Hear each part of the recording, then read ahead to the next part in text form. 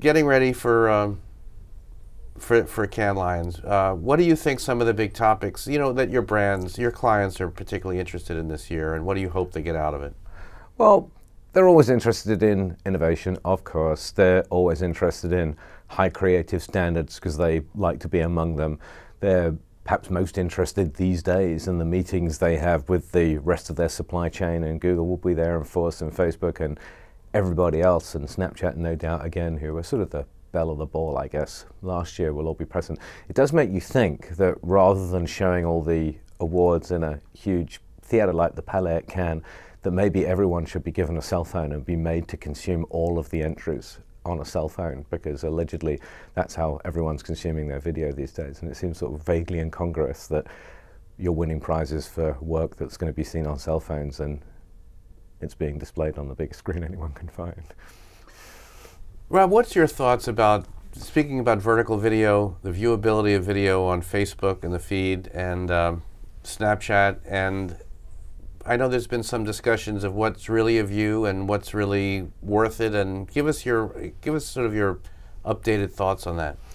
So the first stage in this is verification, and verification is about, did it actually happen, and did it happen with a human in front of it rather than something else? The next stage of it is viewability, and that's about making sure that whatever it is 100% visible to the viewer, and that in some media or on some platforms there is a duration issue. What's at the heart of this is the need to deliver to the advertiser an authentic opportunity to see. And the opportunity to see is clearly modified by things like fast scrolls and so forth, and everybody understands that. After the effective opportunity to see has been delivered by the publisher, and that's their job, to deliver that and to deliver that to a human, it's up to the advertiser to capture attention with the right proposition, the creative partner to capture it with a compelling exposition of that proposition, and the media buying partner, us in some cases, to capture it by making sure it's targeted at the right people. The gray area in this whole space is the area of time, and what is the length of time exposure to create a genuine opportunity to see. And people have different views about that, and either a standard will evolve in that area, because there isn't really one yet at an industry level, or more practically a price modifier will evolve, and people will, from experience, understand that in faster scroll environments that opportunity to see is less robust maybe than in other environments, and they will pay accordingly. I mean, on the other hand, it could turn out that human processing power is so great now, and I'm totally prepared to believe this, by the way, is so great that actually only relatively fleeting exposures as something passes through the viewable window are enough to attract attention, and that the problem is going to be solved by better and more arresting creative delivered more relevantly. So anything could happen, but we are primarily concerned with verification. That's a totally important issue. And we're concerned with viewability, and it's a moving target. We like to think we've set the bar high. We like to think that we've set the bar in a place that is relevant for advertisers, and we'll see. Could you just share with us what some of those standards, some of those numbers, some of those viewability metrics that you are insisting on, or that you're Sure. So the GroupM display standard is real simple. It's 100% of the pixels rendered and in view, period. That's not difficult. There's no time modifier. Didn't need to be a time modifier in Vogue to render a page. It was there or it wasn't there.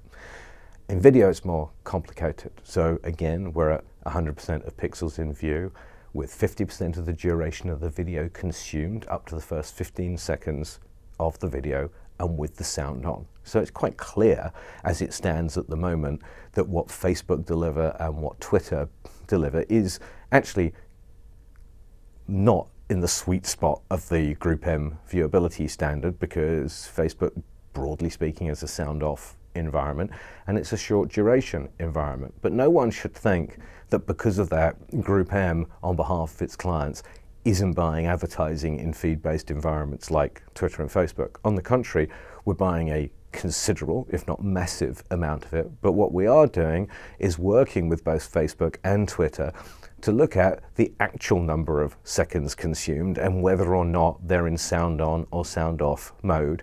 And further than that, we're looking at some high-level effective measures around recall in particular, depth of recall to follow, to see what effectiveness there is after video has been viewed for 1 or 2 or 3 or 4 or 5 or 6 or 7 seconds. And when we've built up a body of evidence with our clients, what we'll be able to do is to judge that evidence against other sources of video to see what's effective and what isn't, and what the price needs to be in order to make it effective. And it remains to be seen. What's the roadmap for that study, for that evaluation? Is there a sort of, is it on a timeline, or do you expect it to sort of? It's multiple clients, it's concurrent. It started a couple of months ago, the data points are building, and it's not definitive yet, but directionally we're seeing some interesting things about the nature of creativity in terms of recall, about how far up the message towards the beginning that the brand and the proposition is presented to the user. We are seeing different aspects of commercials that are encouraging people to view for longer durations.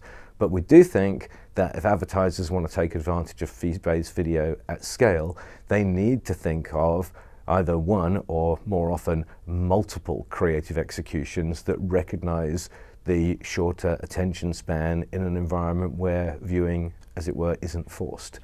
And we think the puzzle is a creative one every bit as much as it's a media one. And as I say, the resolution of that puzzle, whether it's possible or not, and the degree to which it can be resolved, will be the future mediator of the price that people are prepared to pay.